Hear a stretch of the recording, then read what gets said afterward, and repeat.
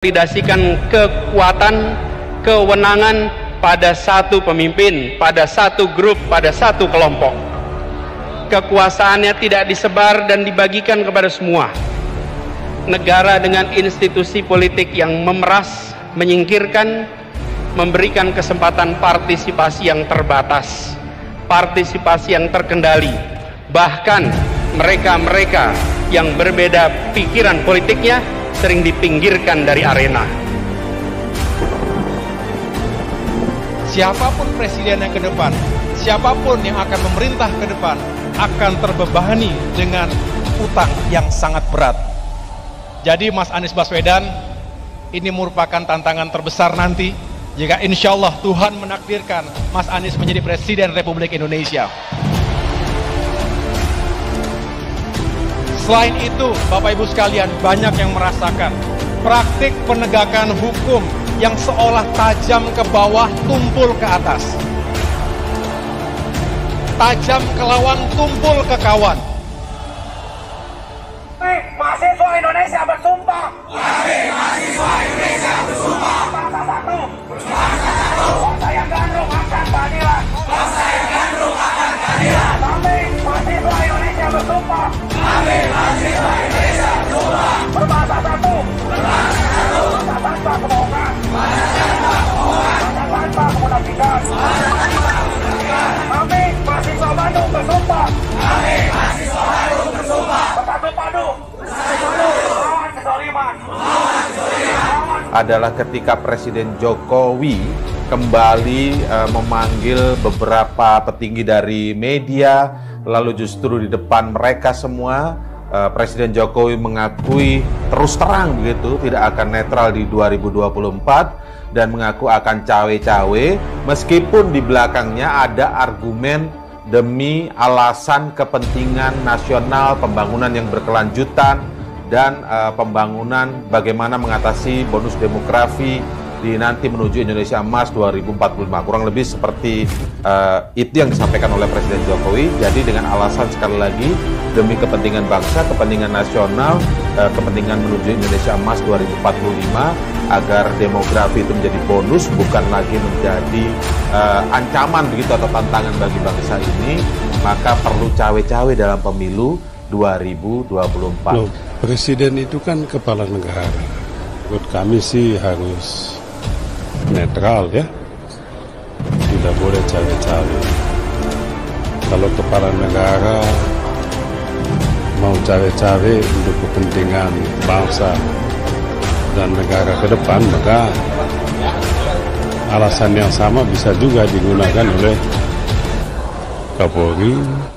Mustahil tidak ada penguasa yang tidak punya kepentingan terhadap masa depan bangsanya, dan pasti dia akan cawe-cawe. Tapi karena konstitusi melarang itu, etika moral berbangsa melarang itu, maka tidak ada satupun penguasa yang pernah memimpin negeri ini yang secara telanjang dan terbuka menyampaikan pandangannya bahwa dirinya cawe-cawe untuk proses pilpres pada periode yang dirinya tidak terlibat dalam pilpres tadi, dan semestinya dirinya harus menampakkan legasi kebajikan karena dirinya sudah tuntas menjalani 2 periode sebagaimana diatur dalam konstitusi. Dan ini tidak terjadi dalam era rejim Jokowi ini. Dia mungkin disebut orang yang nekat ya, karena janji palsunya, mungkin nggak memenuhi janji palsu dengan sisa kekuasaannya yang ada dan bohongnya. Tapi karena saya sudah tidak tahan, saya harus sampaikan. Saya harus sampaikan betapa besarnya ancaman bangsa ini. Singkatnya saya bercerita, kalau saudara-saudara sekalian, mahasiswa-mahasiswa ada 1, 2, 3 rektor jadi presiden di suatu negara dan mendapat informasi dari ahli-ahli bahwa 24 tahun yang akan datang kita akan krisis pangan, krisis air, krisis ekonomi. Jadi tetap demikian juga Pak SBY menganggap bahwa oke, itu tetap aja Anies nggak ada soal. Jadi Jokowi juga salah sebetulnya ambil langkah. Dia nggak hitung bahwa Anies di awalnya itu adalah presiden yang dicalonkan oleh masyarakat sipil, relawan.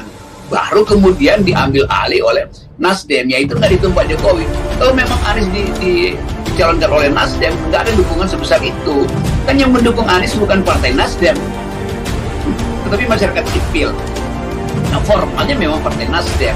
Jadi sekali lagi, istana ini karena terlalu berambisi untuk menyingkirkan seseorang jadi ngaco kan. Dia telah menggelapkan dalam jabatannya apa? Misalnya karena dia cawe-cawe kan tadi kan, dan dia berlaku tidak netral. Pesawat yang nomor 1 punya presiden itu kan pesawat kita yang beli semuanya dari uang pajak, dipakai oleh Jokowi untuk kepentingan Ganjar sebagai capres yang didukung karena dia tidak netral. Bakal calon presiden atau baca pres, yakni Anies Rashid Baswedan, diisukan akan menjadi tersangka dalam kasus Formula E yang tengah diselidiki oleh Komisi Pemberantasan Korupsi atau KPK. Isu mengenai ditetapkannya Anies Rashid Baswedan sebagai tersangka adalah hoaks pertama kali disebarkan oleh ex-wakil Menteri Hukum dan HAM Denny Indrayana melalui Twitter pribadinya. Anies segera menjadi tersangka korupsi di Komisi Pemberantasan Korupsi atau KPK. Kabar tersebut sudah menjadi informasi yang beredar di banyak kesempatan. Begitulah yang disampaikan oleh Denny Indrayana. Pengamat politik Rocky Gerung pun akhirnya angkat bicara dan mengomentari kabar tersebut. Rocky Gerung menilai isu ini mempertegas, ternyata selama ini Presiden Joko Widodo atau Jokowi selalu memberi sinyal seolah tidak menginginkan Anies. Begitulah yang disampaikan oleh Rocky Gerung dengan tegas. Dari segi keinginan Presiden Joko Widodo atau Jokowi melalui sinyal-sinyal yang dia terangkan hari ini atau 2-3 hari ini, tetap dia tidak menginginkan Anies Rashid Baswedan bertarung di Pilpres 2024. Karena itu dia selalu bilang, jangan salah pilih. Itu ya artinya jangan pilih Anies, sebetulnya yang dia maksud. Begitulah yang disampaikan oleh pengamat politik Rocky Gerung dalam tayangan YouTube Rocky Gerung Official yang bertajuk Sebelum Berangkat Haji, Anies sudah putuskan cawapres atau calon wakil presiden. Komisi Pemberantasan Korupsi atau KPK masih berani jadikan tersangka? Tanda tanya. Video tersebut pun diunggah oleh Rocky Gerung Official pada hari Jumat 23 Juni 2023 lalu. Menurut Rocky Gerung, kabar Anies Rashid Baswedan bakal dijadikan tersangka oleh Komisi Pemberantasan Korupsi atau KPK bisa dimanfaatkan sebagai langkah untuk mengambil simpati masyarakat. Selain itu, terbawanya nama Anies Rashid Baswedan di Komisi Pemberantasan Korupsi atau KPK malah akan menjadi bumerang bagi lembaga itu sendiri. Memang itu akan ramai, tapi justru dengan cara itu panggung Komisi Pemberantasan Korupsi atau KPK akan dimanfaatkan oleh Anies Rashid Baswedan untuk kampanye, kira-kira begitu. Begitulah yang disampaikan oleh Rocky Gerung selaku pengamat politik. Kan di situ sosialnya. Jadi, cawe-cawe presiden akhirnya menjebak dirinya sendiri.